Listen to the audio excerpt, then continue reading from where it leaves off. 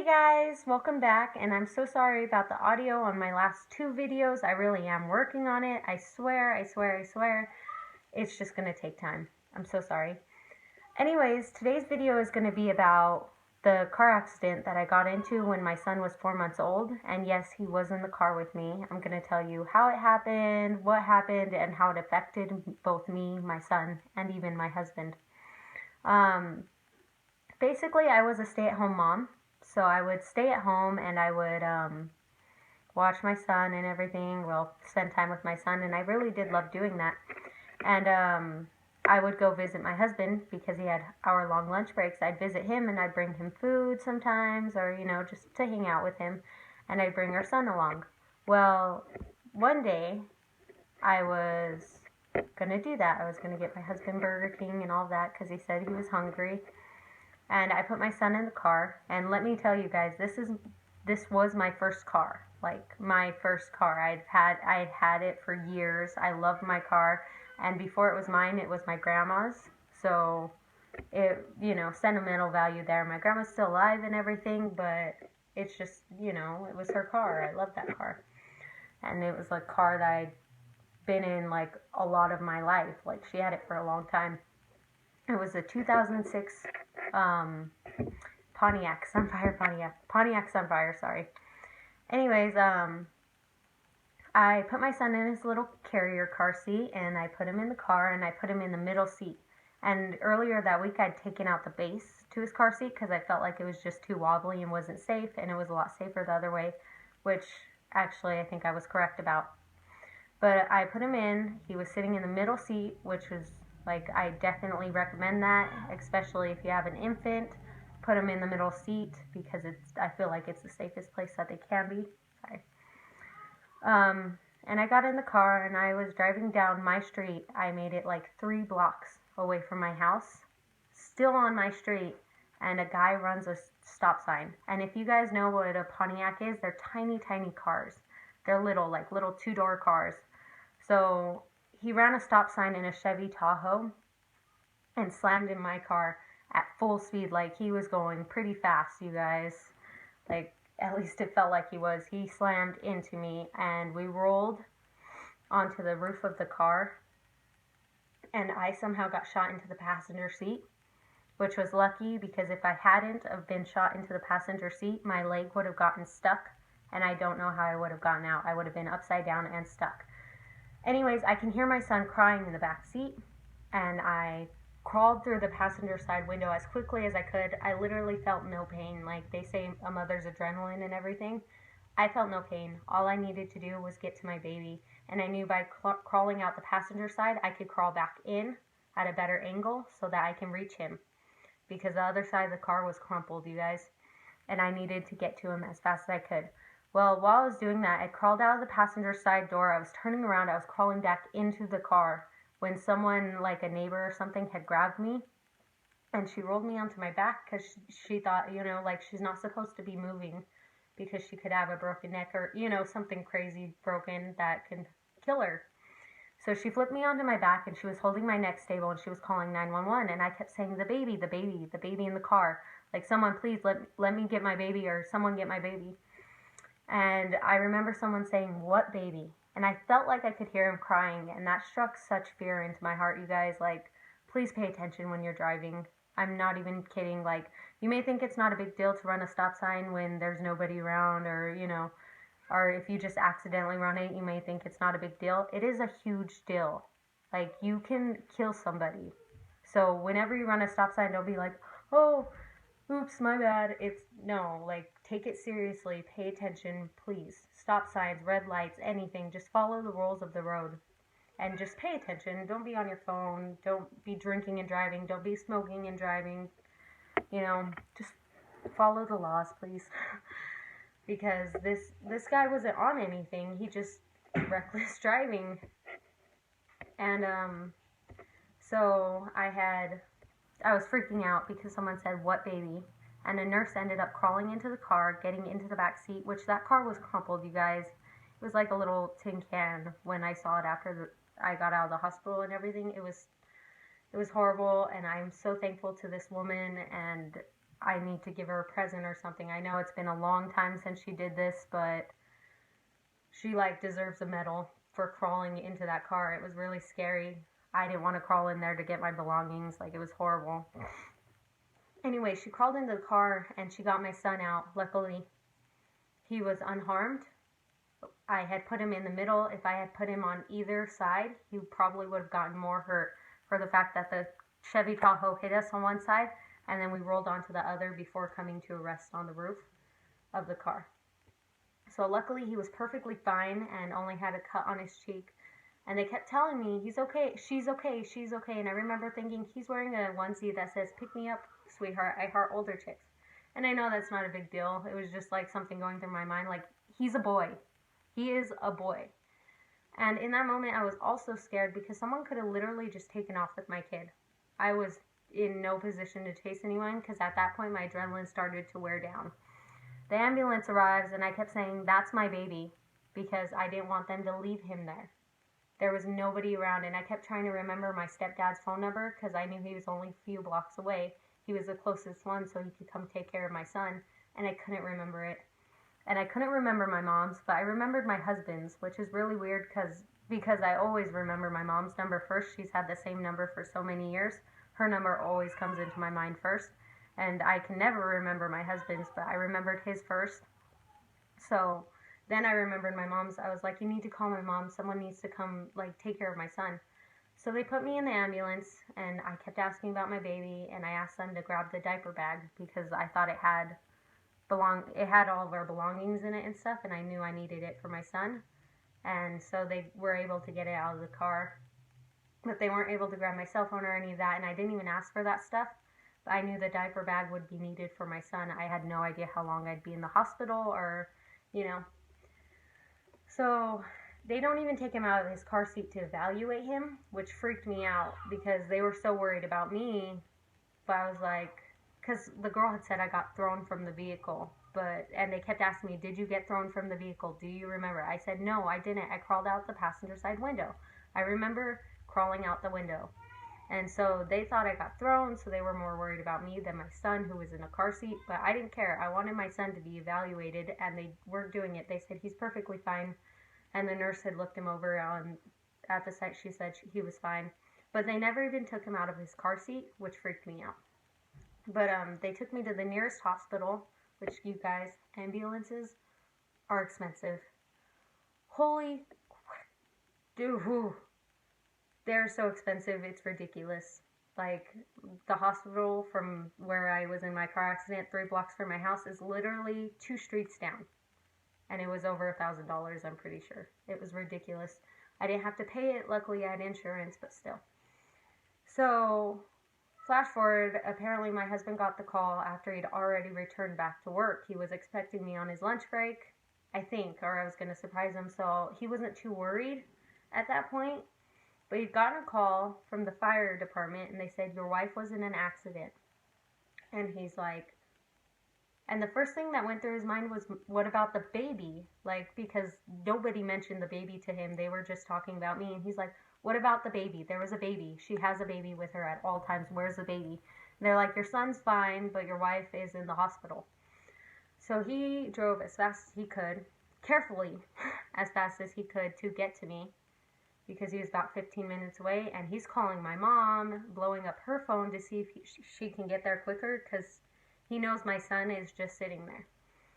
And he's only 4 months old. He was still a baby. I was still breastfeeding, you guys. Like, he was probably terrified. And that breaks my heart that he was probably so scared. This poor little baby. So he's calling my mom, and my mom's at work, and she answers, and she's like, what do you need? And then he tells her, and she gets to the hospital as fast as she can. And the first thing she did, she's a CNA and everything, the first thing she did was take my son out of the car seat and evaluate him. There was still glass in his car seat, that poor baby. He was fine, and she was looking over him, and then my stepdad came, everyone came, and the guy who had hit me was also in the same hospital. He never said anything to me. He's never apologized. He's never done anything like that. And, like, if I'd hit somebody, I would try to find them and apologize, and it's as easy as getting a police report. I have his name, I know who he is, and I actually know where he lives because of the thing. Not that I do anything about it, but I would love an apology, you know? But I'm not gonna go looking for one. But if I know that all of that about him, it's pretty easy to obtain all of that about me. I would like buy a gift basket, especially if I hit a woman and her child. It was so scary. My car, obviously, was completely totaled, and in the hospital, I was there for at least 4 hours, but it felt like only an hour. I was going through like my own time. They didn't put me under or anything, but I was loopy. I was super in and out, you guys. I remember going through x-rays and not wanting to leave my baby, but I had to, and the nurses said they would watch him. So they kept an eye on my son, and then when I got back, my family was there, and I remember being in a lot of pain. Like my leg had started hurting first, my left leg had started hurting first, where the car had hit, and I thought I broke it, and luckily it wasn't, and then it was my shoulder. It had hurt so bad, like I couldn't move my neck. I thought I broke something, and I didn't. I was perfectly fine, thank God. Like, I was perfectly fine. My son was perfectly fine. And afterwards, they released us. And we went to get because my phone was still in the car. So me and my husband went to go get my phone. And the hospital had given us a free car seat. And I know, like, we should be really appreciative. But they gave us a free car seat, and it had butterflies on it. So my husband because everyone kept calling my son a girl. So my husband just very nicely asked, do you have one that doesn't have butterflies on it? Like, we appreciate the free car seat, but do you happen to have one that doesn't have butterflies on it? And the nurse had said, no, it's unisex. And it was pink butterflies. So he's like, okay. She didn't have to be so rude about it. The way she said it was pretty rude. And my husband's like, thank you guys for the car seat. And my son went with my mom and stepdad to go home. And I went with my husband so that I could grab my belongings from the car. And my husband had to climb into the car. I could only grab a few things. I was in so much pain, and my clothes had been cut off, so I was wearing this like practically see-through hospital scrub thing. It wasn't comfortable. It was horrible. I love scrubs, but these weren't scrubs. They were paper scrubs. It was really weird to wear. And so my husband had gotten into the car, and he almost had a panic attack. Like, this car was crumpled. It was so tiny and so small. And I could post up some video or some pictures if you guys want. I'll go ahead and put those on my YouTube so that you guys can see like what had happened. Anyways, I got my belongings and everything, and we started getting bills, obviously. The next day after my car accident, I'm pretty sure I broke my temporary filling or something, so I had to go in, and I was like, hey, because I was eating candy the next day. I didn't really like to move much, so I was just grabbing whatever whenever I was hungry. And I was eating candy, and it broke my filling. But anyways, back to the story. Bills started filtering in, and I started having to make claims on my liability. Because, obviously it takes a while to get money from the guy who hit me. So I started making claims on that. And then I went to sue the guy because he had run a stop sign, because he had hit us. There was no remorse there.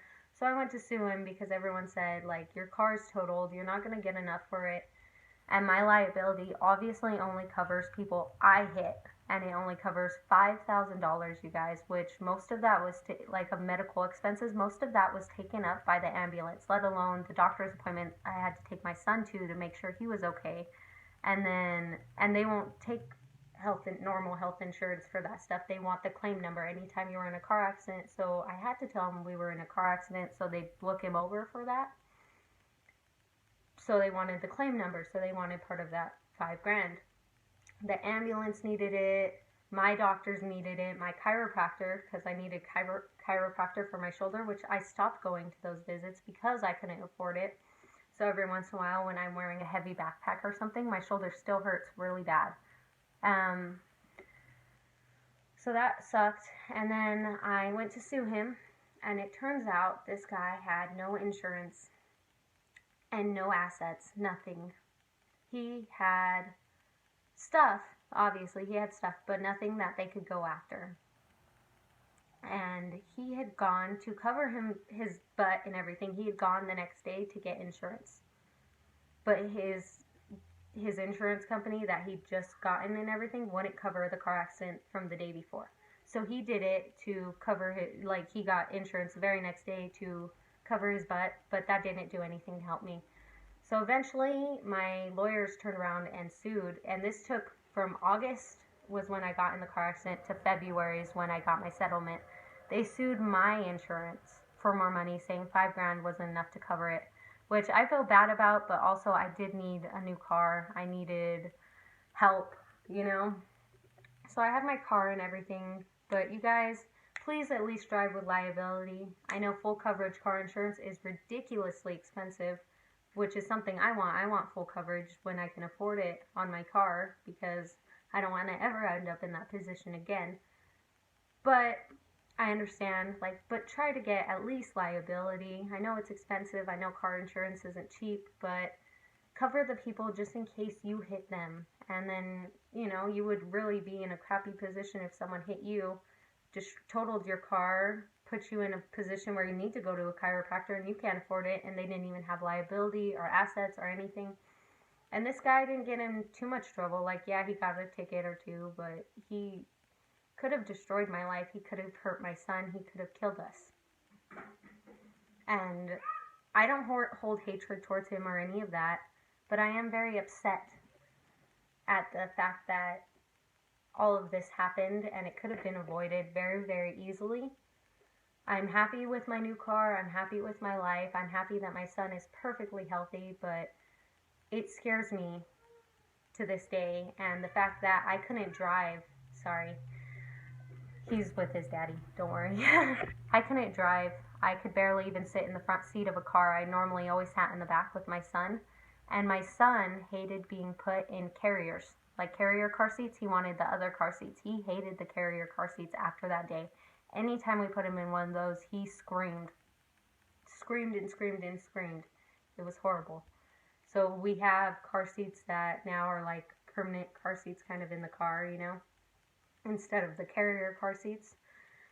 But like since he was 4 months old, that's basically what we've been putting him in. I do feel like they're safer, but they're not always as easy bringing a 4-month-old into the store without a carrier car seat because they can't.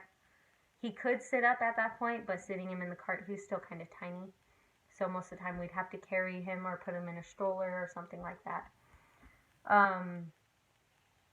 Oh, by the way, the reason we needed a new car seat is because car accidents, they want you to send your old car seat back in so that they can see how it did and how the structure held up and how everything, you know, so that they can evaluate the car seat. That's not how they test them. They test them differently, but that's how they make sure, just in case they have to recall anything or any of that.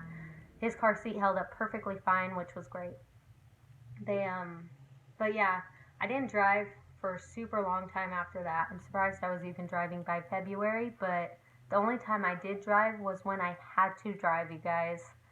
And even after I got my car for a while, I would drive, but not a lot, and I would hate going on highways. I'd hate going on the interstate. I'd hate going anywhere, and anytime I would avoid that intersection, but anytime anyone drove by that intersection, even now to this day, I like cringe. I'm super backseat driver now. I'm always telling my husband, oh no, slow down, oh stop. I freak out.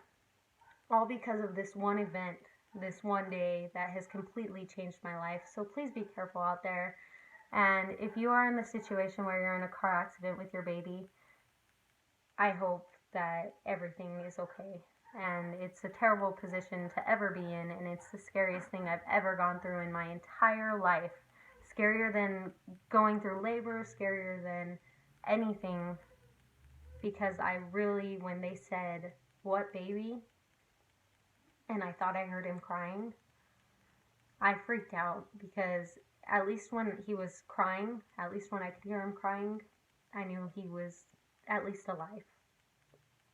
But when you realize that no one else can hear him crying, you start to think it's in your head, and time literally slows down. Then you hold your breath waiting to make sure your child's okay, and you can't do anything about it because you're in a vulnerable position. So I don't necessarily like driving with my son alone because I like to have at least one other person there.